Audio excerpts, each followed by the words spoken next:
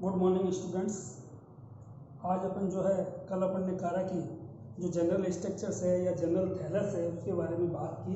आज अपन बात करते हैं कारा में रिप्रोडक्शन की। कारा और रिप्रोडक्शन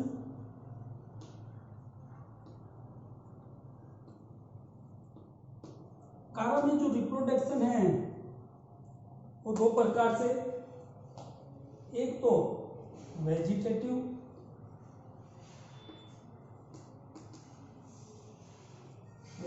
रिप्रोडक्शन कायिक जनन, और दूसरा जो है सेक्सुअल रिप्रोडक्शन। पहले अपन बात करते हैं वेजिटेटिव रिप्रोडक्शन किस प्रकार से होता है। तो वेजिटेटिव रिप्रोडक्शन जो एक है एमाइलम स्टार्च के द्वारा, एमाइलम स्टार्च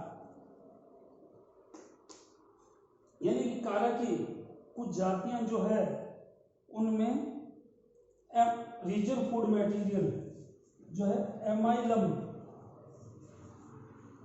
स्टार्च पाया जाता है। ये जो एमाइलम स्टार्च है ये स्टार शेप्ड में स्टार शेप्ड संरचना होती है, ताराकृत संरचना होती है। इन जो एमाइलम स्टार्च जो संरचनाएं हैं इनसे आगे चल के जो है नए थैलस का, न्यू थैलस का फॉर्मेशन होता है। तो ये क्या हो गया, vegetative reproduction by amylum starch के द्वारा। फिर जो बाय बल्बिल या कलिकाओं के द्वारा या पत्तर प्रकलिकाओं के द्वारा।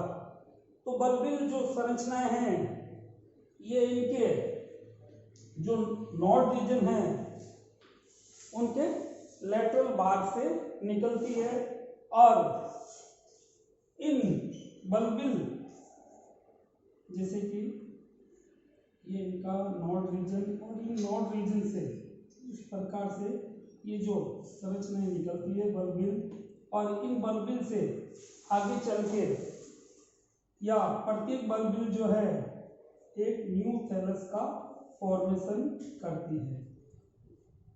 ये किनमें मिलता है, जो कारा बाल्टिका स्पीसीज है उसमें भी ये देखने को मिलता है।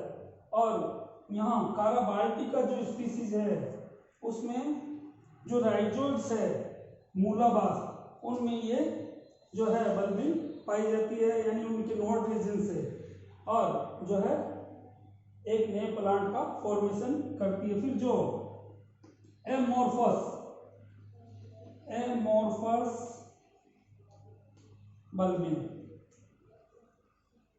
अनियमित पत्र प्रकलिकाओं के द्वारा जो वेजिटेटिव रिप्रोडक्शन है ये भी जो कारा की कुछ जातियों में देखने को मिलता है। इसमें जो राइजोइड्स है उनमें जो नोड रीजन पाया जाता है कारा के ऑब्लिक सेप्टा युक्त, उसमें जो अनियमित आकार की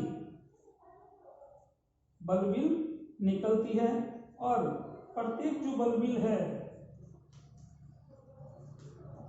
उससे फिर आगे चल के न्यू थैलस का फॉर्मेशन होता है। तो ये इस प्रकार से जो है इनमें कायिक जनन या वेजिटेटिव रिप्रोडक्शन देखने को मिलता है। अब अपन बात करते हैं इनमें जो मेजर टाइप का रिप्रोडक्शन है, यानी एसेक्सुअल रिप्रोडक्शन तो इनमें एब्सेंट होता है, सिर्फ और सिर्फ जो है सेक्सुअल रिप्रोडक्शन पाया जाता है। रिप्रोडक्शंस एसेक्सुअल रिप्रोडक्शन तो एब्सेंट, और सेक्सुअल रिप्रोडक्शन जो है या लैंगिक जनन है वह पाया जाता है। और लैंगिक जनन जो है वो यहाँ पे ऊगेमस टाइप का होता है, विषम युग्मकी प्रकार का होता है। तो विषम युग्मकी में आपको पता है कि दो प्रकार के युग्मक बनते हैं, मेल गैमिट और फीमेल गैमिट, मेल गैमिट और फीमेल गैमिट। मेल गैमेट को यहाँ पे एंथ्रीडिया या जो कारा के संदर्भ में ग्लोब्यूल और जो फीमेल रिप्रोडक्टिव मेल जो गैमेट है फीमेल गैमेट इसको उगोनिया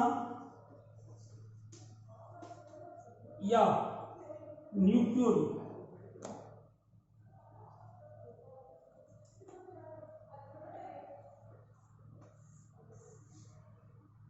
तो यहाँ पे ग्लोब्यूल और न्यूक्लियल जो संरचना है इनके द्वारा इनमें सेक्सुअल रिप्रोडक्शन संभव होता है। तो अब अपन सबसे पहले बात करते हैं डेवलपमेंट ऑफ ग्लोब्यूल या जो एंथ्रीडिया है उसकी।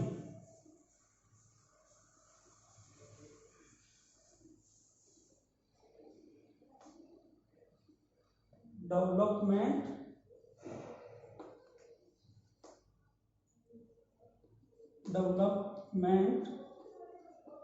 ऑफ एंथ्रीडिया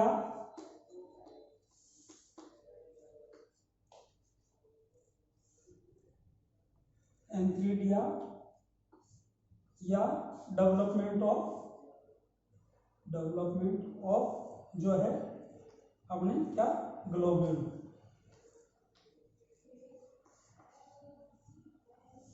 तो डेवलपमेंट ऑफ ग्लोब्यूल या जो एंथ्रीडिया का जो निर्माण है यानी कि इसमें क्या होगा कि जो अधिकांश जो जातियां हैं वह तो होमोथेलिक होती है।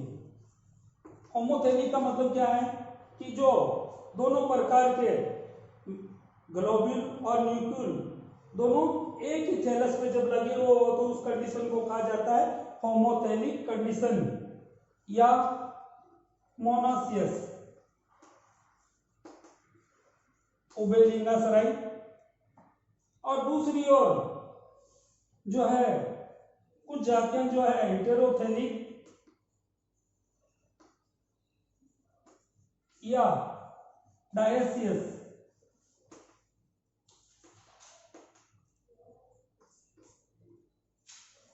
तो जो हेटेरोथेलिक स्पीसीज है एग्जाम्पल के तौर पे कारा, नाम याद हो जाएगा आपको, वालीचाई,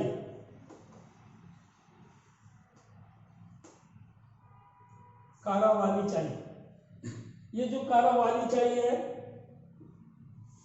ये क्या है हेटेरोथेलिक। और बाकी जो जातियां हैं मेनली वो क्या होती है होमोथेलिक होती है और उसमें ग्लोब्यूल और न्यूक्लियल जो है एक दूसरे के क्लोज कांटेक्ट में होते हैं यानी जस्टा एपोज।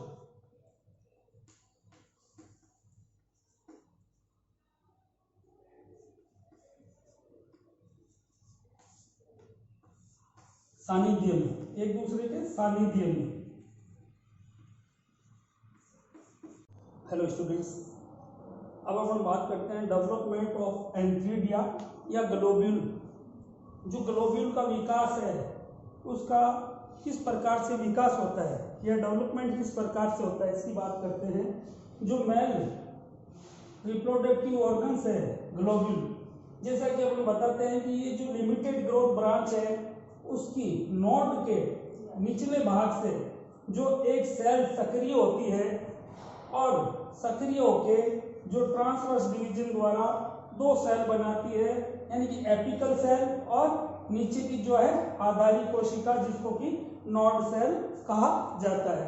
अब इस जो नोड सेल्स में तो कोई डिवीजन नहीं होगा लेकिन जो ऊपर की एपिकल सेल्स है इसमें ट्रांसवर्स डिवीजन होगा और ट्रांसवर्स डिवीजन के फलस्वरूप दो सेल का यहाँ पे निर्माण होगा।